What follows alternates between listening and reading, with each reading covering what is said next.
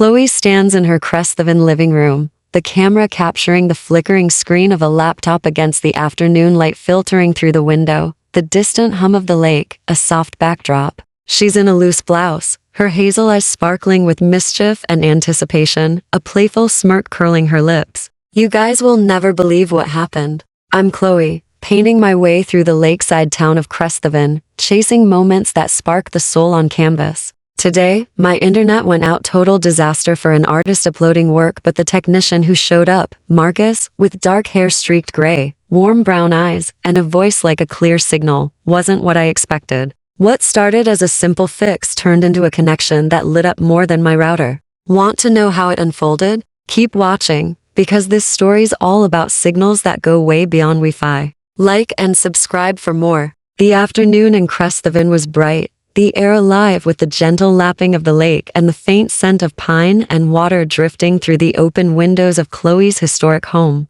Her day had been spent in her attic studio, finalizing a digital upload of her latest canvas, a vibrant lakeside storm that echoed her restless energy. Her home, with its creaking oak floors, ivy-draped windows, and walls adorned with her bold paintings, was her sanctuary. But when her Wi-Fi cut out, frustration sparked. Chloe's dangerous desires, always simmering beneath her calm exterior, were like a brush poised over a blank canvas, waiting for a spark to ignite a masterpiece. When she called the service line, she hadn't expected Marcus, the technician who'd reset her modem last year, to show up, his calm charm sending a signal stronger than any router. At 58, Marcus was a former radio operator turned Wi-Fi technician, his dark hair streaked with gray, his warm brown eyes carrying the depth of years transmitting messages across airwaves, and his hands steady from years of tuning frequencies moving with a precision that felt like a clear broadcast. His afternoon, Chloe, during past visits, paired with a quiet smile, had always felt professional but warm, like a signal cutting through static. She'd told herself it was just appreciation for the man who'd once explained bandwidth over coffee, who'd shared a story of decoding Morse code at sea. But today, as the sun slanted through the windows and the router blinked red, her dangerous desires were ready to connect on a new frequency. Living room. 2 o'clock. Empty living room was sunlit, oak walls lined with Chloe's paintings, lakeside storms, golden hours, and abstract swirls catching the afternoon glow. The laptop screen flickered with an error message, the air scented with pine and paint thinner. Chloe opened the door to Marcus, his tool bag slung over his shoulder, his company polo slightly rumpled, his brown eyes bright in the light. "Internet down?" he said, his voice a steady hum, like a radio operator locking onto a frequency. "Let's get you connected." The lake's hum was a faint backdrop, the breeze carrying his cologne oak moss, crisp and grounding. Chloe leaned against the couch, her loose blouse slipping off one shoulder, her hair tousled from a day of painting. "You're my hero, Marcus," she said, her voice light but teasing, her hazel eyes glinting with curiosity. "Didn't think you'd be the one to save my upload." She gestured to the router, her fingers brushing the air, the motion sending a spark through her like a brushstroke hitting a canvas. "Here's where the sketch begins, audience," she thought, her inner monologue painting the moment, a dead signal, a steady hand, a glance that tunes the static. Marcus knelt by the router, his eyes flickering to her before focusing on the blinking lights, his smile warm but cautious. "Can't let an artist go offline," he said, setting his bag down, his voice carrying a depth that felt less like a fix and more like a broadcast. "You working on something big?" The air was charged, the sun's glow casting their shadows in a soft dance, the afternoon deepening the intimacy. "Kitchen, 2:30 after checking cables, Marcus suggested coffee while the system rebooted, and they moved to the kitchen, a small room lit by sunlight through a window, the scent of coffee grounds and pine mingling with the lake's faint dampness. Chloe leaned against the counter, pouring beans into a grinder, while Marcus stood nearby, his polo sleeves rolled up to reveal forearms marked by years of radio work. The air was cozy, but charged, the lake's hum a quiet pulse. "You're out here fixing signals in the middle of the day," she said, handing him a mug, her fingers grazing his, the contact warm and fleeting, like a stroke of paint. "You're not just a tech guy, are you, Marcus?" "The canvas is alive now, audience," she thought, addressing her imaginary viewers, each word a hue, each glance a shade of something bold. Marcus's chuckle was low, warm, his hand resting on the counter near hers, his brown eyes catching the sunlight. Maybe not, he said, his voice like a radio operator sending a clear message. Used to run communications at sea Morse code, voice relays, keeping ships connected. But your paintings, Chloe, they send a signal I can't ignore. Saw that storm piece in your hall. It's like you broadcast the lake's soul.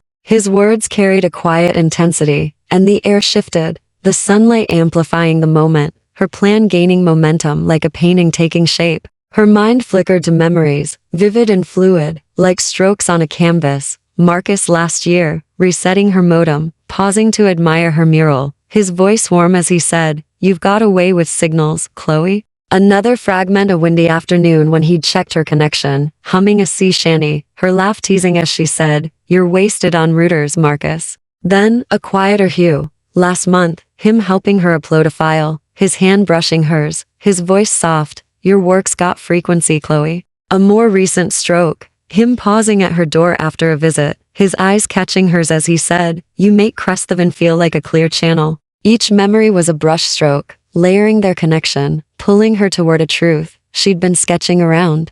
Living room, 3:15 p.m. Back in the living room, the router's lights glowed green, the laptop screen refreshing with a strong signal, the fireplace unlit but adding warmth to the room. A record player spun a soft jazz tune, Dave Brubeck, rhythmic and smooth, its notes weaving through the air, mingling with the scents of cedar, coffee, and Marcus's cologne. They settled on the plush couch, closer now, the lake's shimmer a faint backdrop through the window. The conversation deepened, the jazz's pulse a steady rhythm as they spoke of her art, his radio days, the moments that shaped them. "I paint to send something out there," she said, her voice fervent, her fingers brushing the couch's edge, its texture grounding her. "I want my work to connect, like a signal that reaches someone." Does that sound too much? Her hazel eyes searched his, her dangerous desires urging her to push past the surface, like a brush seeking the perfect hue. Marcus leaned closer, his elbow brushing hers, the contact sending a spark through her like paint hitting a canvas.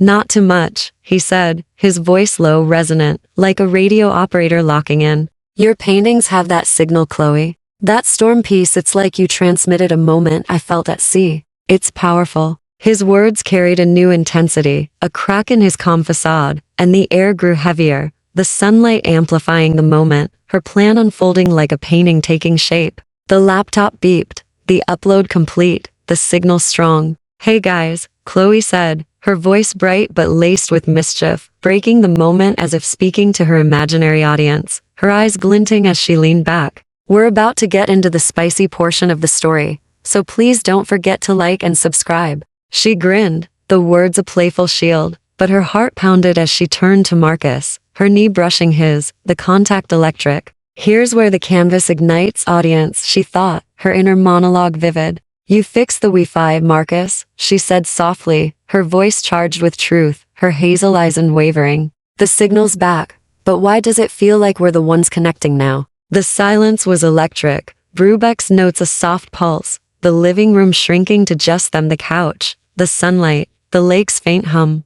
Her heartbeat quickened, her dangerous desires sending signals she couldn't ignore. Marcus's gaze softened, his voice low, strained but warm, like a clear broadcast cutting through noise. "We are Chloe," he said, his eyes flickering to their close hands, then back to hers, a spark of something unguarded breaking through. "You've got this way of tuning in like one of your paintings. I came to fix a router, but I'm picking up something stronger." His words echoed the quiet power of a song binding a community, resonating with her heart. Her smile widened, her heart soaring, the tension pulsing like the jazz's rhythm. "Maybe I like that signal," she said, her voice teasing but honest, leaning closer, her hand brushing his, the contact electric, like paint spilling across a canvas. "The connection's live now," she thought, her inner monologue bold. "Maybe I want to keep this channel open." Her eyes locked on his, the jazz swelling like a cue, her plan unfolding in the charged silence.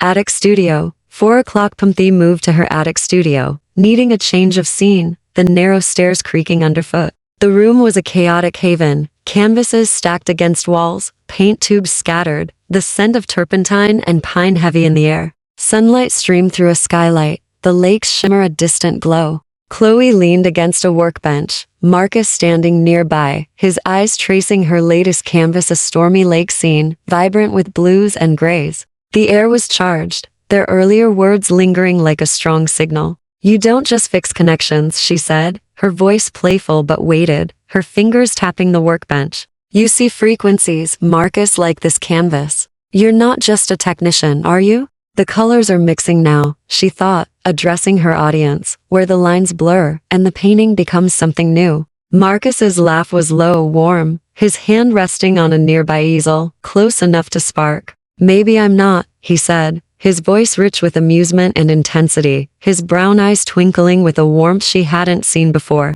like a radio operator hearing a perfect message. "I spent years sending signals across oceans. But you, Chloe, your paintings, broadcast something I can't tune out. That's not in the service manual." Another memory flickered, Marcus last spring, checking her connection, pausing to admire her sketch, his voice soft. "You make Cresthaven feel like a clear wave." The memory blended with the present, her heart pounding with possibility. Living room, 4:45 p.m. Back in the living room, the jazz record now Coltrane, its notes a velvet hum as the afternoon light softened. They sat closer on the couch, Chloe's hands fidgeting with her blouse, the air thick with unspoken truth. "Here's the final stroke, audience," she thought, her inner monologue painting, where the canvas holds its breath and the heart decides the hue. "I don't want this to just be about the Wi-Fi," she said, her voice steady, her eyes locked on his, her hand grazing his arm, the contact grounding her like a finished painting.